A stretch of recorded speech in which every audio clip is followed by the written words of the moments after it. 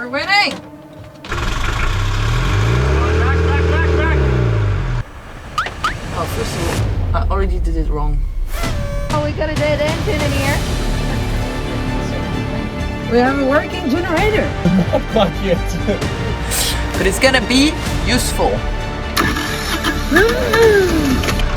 heart is going 100 miles an hour. I have no idea what I'm doing. I am your father. This is us. It's pretty cool. And most of the time, we have zero clue what we're doing. But we chose this. A life on a sailboat, learning from scratch, and making do as we go. 1 year of ups, downs, boat upgrades, countless mistakes, and scary moments. This is our dream, and we made it a reality. What is your dream? This is the Campbell Gamble, and we're all in. Howdy friends! Welcome back. In this video we're going to nerd out a little bit on all of the technical stuff that we've been doing on Ronnie before starting the season. So if you're not interested, you can probably skip that one if technical stuff doesn't excite you as much as it does us, and then get to the fun stuff later on. Right now on Ronnie we have 460 watts of solar panels that are spread between 3 different panels that we have on the boat. Those are charging our 4 lead acid batteries. They are 4 times 100 milliamp hours. And last year it was fine. During the summer months when there's a lot of sun throughout the day, then we get enough battery. But as we saw last year around September, we realized that it was not enough to power internet, to charge our laptops and to charge our phones. We would have to actually start the engine in order to charge our laptops, so that was not ideal. So what we're going to do now is to add some solar panels. We're going to fix our generator because the generator can help charge our batteries, and then with these 2 upgrades we should be more than good in order to have electricity throughout the entire year. The last thing we need to do before we can start this season is to put back together the various parts of the engine that we've been working on, but more on that later. Okay, these are the 2 new cables that are long enough to go from the solar panel all the way to the engine room where the MPPT is. The MPPT is the electronic device that is in between your solar panel and your battery, so that depending on what battery you have, then you can charge it in the most efficient way. So these are the 2 new cables. We've pulled them through the hull. I've connected them to these 2 white cables now that are useless and that go where I want to go. So then I can pull the end from that side and hopefully pull the new wires through. Or at least that's the goal. Oh, first of all, I already did it wrong. My connections from yesterday are useless.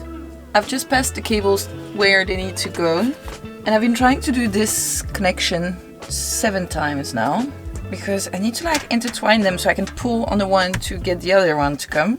But then this thing just broke in my hand. So obviously that was not gonna fly. So I'm trying to do this, but look, it's pulling apart. What am I doing wrong? Hey, this is better. Nice! Are we winning? At least I can pull on it. Now I'm gonna put as much tape as humanly possible. Tape. Tape them together. The correct connections have been made. I seem to be able to pull. I'm gonna pull these cables. I guess I'm gonna do it. So now I'm gonna go on the other side and then just pull the cables, and it's gonna be extremely underwhelming for any viewer to witness this, because the white cable is just gonna turn into a red or black cable. But it's gonna be useful. Okay, let's go. We're winning! I feel like I'm winning. Woo! Hello, positive cable. Oh, it's already done it. Nice. 100%. Making progress. Okay, now I've put them all here. Now, next step, engine room. Welcome to Dee's Diary, part 17. Yay! So we can see the ones that I have here. They also are long enough, so my calculations were correct. You know. Okay. Oh my god, I can put it! Whee! Cut it loose! Yes. There we go. I've pulled the cables through. That's step 1. Now step 2. Step 2, I gotta eat first because I'm losing steam.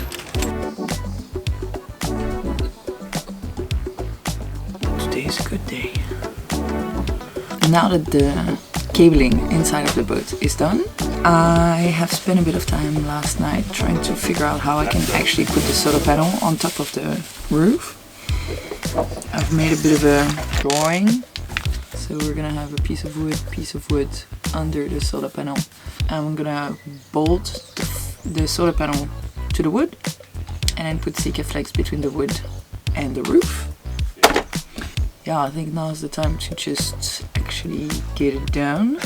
And I hope my plan works because I do have to kind of wiggle it. Yes, I believe in the plan. I believe in the plan. It's gonna be great. Okay, I managed to remove this first piece. So I'm gonna clean this up. Then do that second one over here. And then we'll be able to just measure up for this solar panel. Get more electricity. A friend of ours and neighbor for the whole winter helped me out to try and figure out how to place the slightly too big solar panel on top of our Dodger, using some random pieces of wood to try and fix it.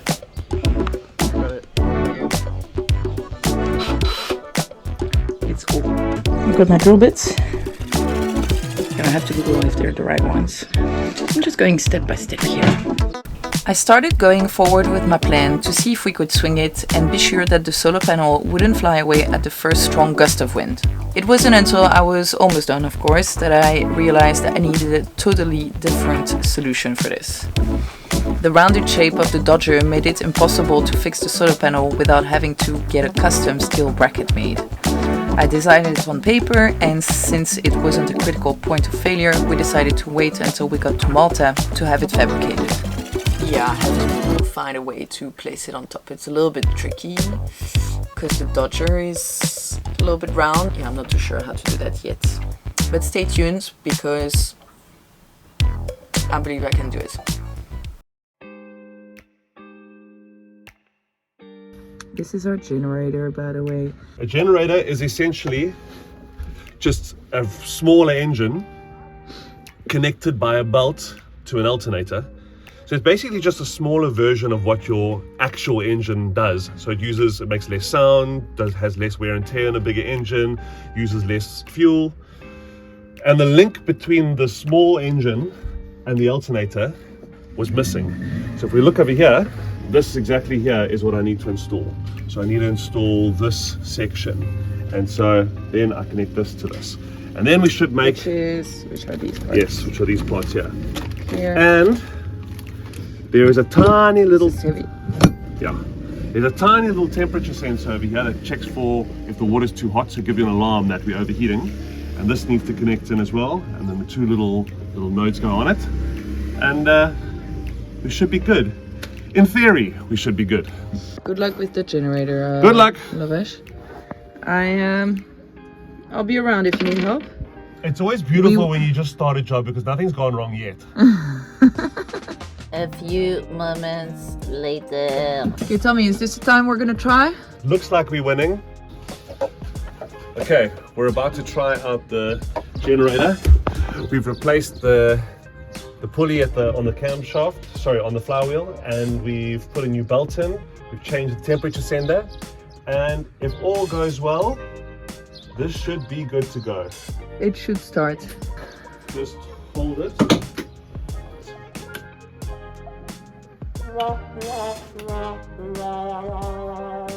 Oh wait, it's probably because... Okay, ready? Yeah, I'll go.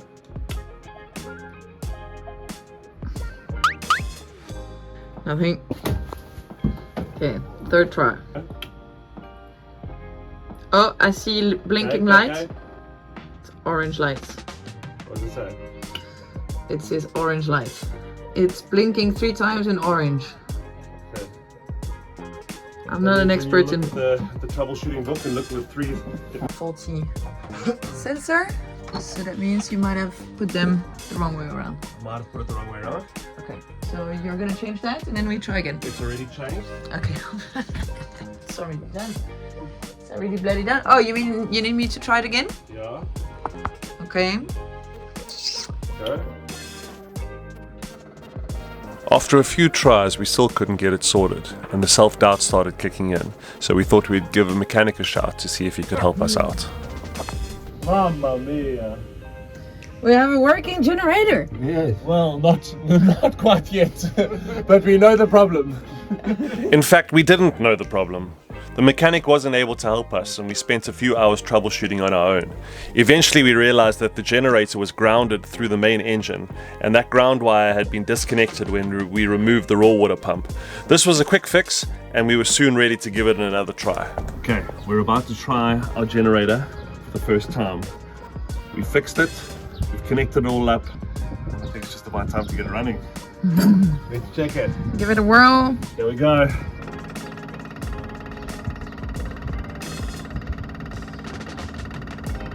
Any second now.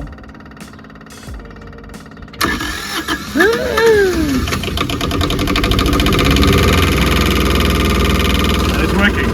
Well, now we have to see whether it generates electricity. Let's check it out.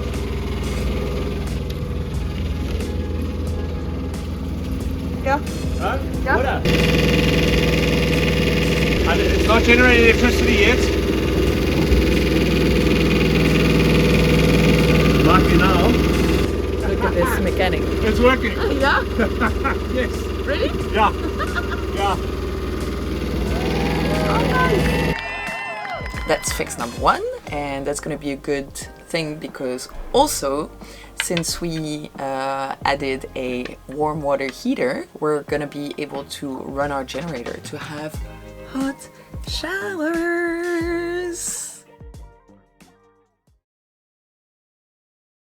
And whilst I'm digging around at the front, Stuart is busy with his raw water pump. Yeah.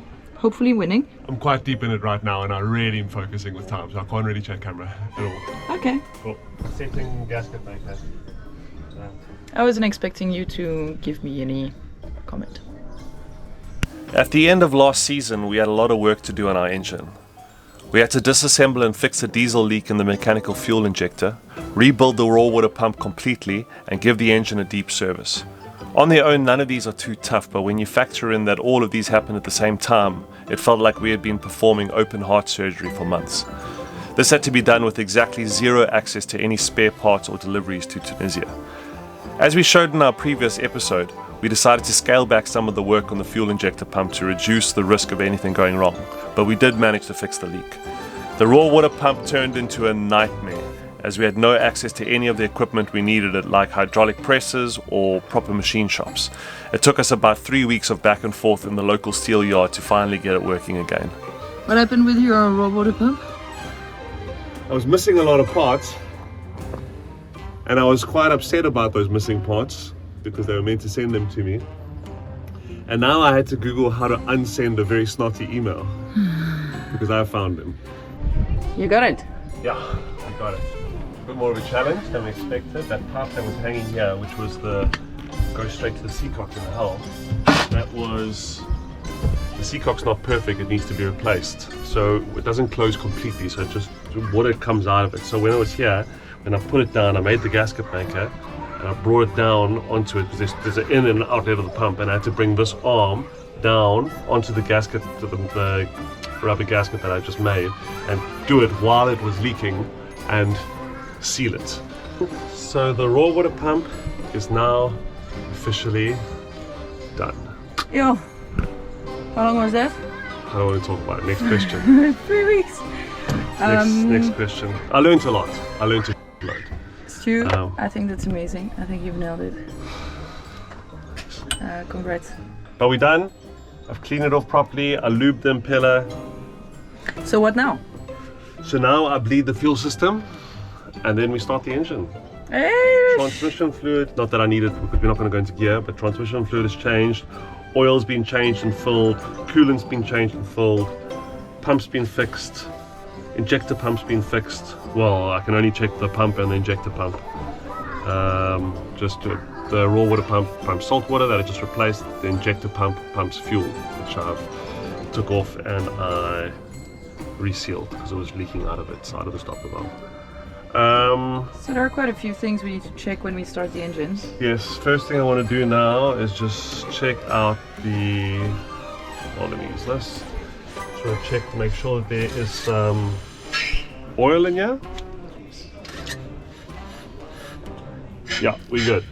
Okay, so oil's in, coolant is in, those are the most important two things. Raw water pump should be working. We're gonna have to check for leaks, but that's gonna have to sit for an hour or so. Lift up so you can see me. That's gonna have to sit for about an hour or so, just for it to solidify. Then we need to reconnect. Well, firstly I'm gonna bleed the fuel system, then I'm gonna reconnect the batteries, and then we can swing the engine, and if all is well, then we should be good. Nice. Okay. One step at a time. Ish. Can you please go inside and that little tap Yeah. for the fuel over there, you know where that tap is, in that corner, and open it. The fuel tap. Why are you looking at me like I'm crazy? I'm not sure where that is, but I'm gonna try. Where you just put the wires. You mean, yeah? There's a little tap in that corner. Yeah. I open it. Open it, please. Okay. So, okay.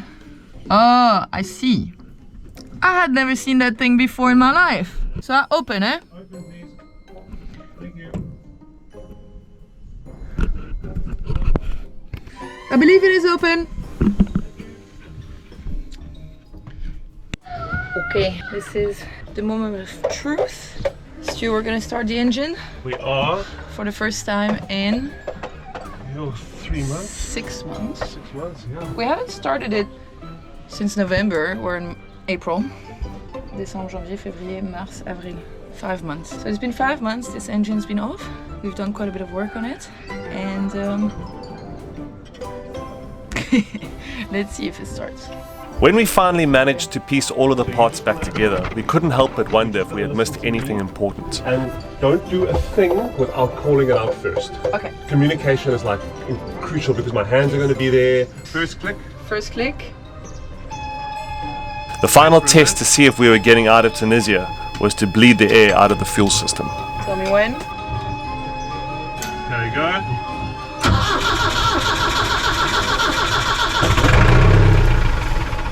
You stop off. By the way, I let it go before it actually That's started. fine. You shouldn't do that. But it's tough to time it when it was going to stop. But in the future, Okay. just carry on holding it because it needs to push it through. Okay. Okay, just wait.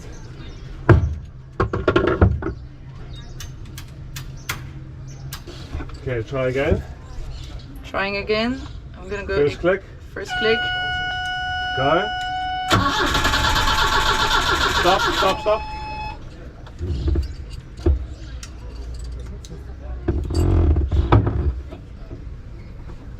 There you go. First click. Go. Stop. On. Stop. Start. Stop. This is stressful. Start. Stop. Do you know what's going on? Yeah, we just need to bleed the injectors. Oh, this is what it's supposed to happen. Yes. Oh, okay, sorry. I wasn't sure what was going on. I'm like, oh, we got a dead engine in here. No. Turns out, no, this is a process. Okay. This is a process. So we're pushing the fuel from the. You're welcome to the party, guys. We're pushing the fuel from the fuel injector to the injectors. So that takes high pressure to push it out. So we one by one we're opening them and closing them and pushing the air out that we can. Okay. I was like, Okay, now start.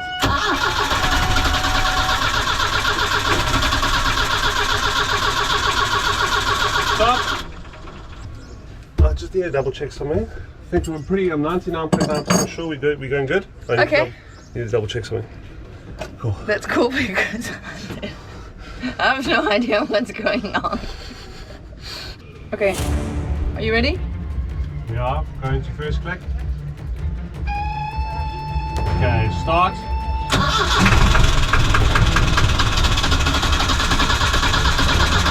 Stop. Yeah, that's good. These look like they were going very well, so I'm happy with that. Now if I close them up, we should be good to go. At least it's not. Okay, you ready? Yeah. There's fuel coming out, which is really good. Okay. Okay, start. Starting. Go.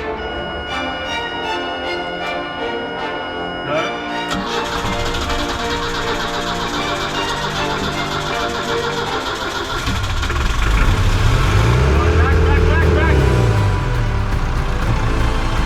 Woo!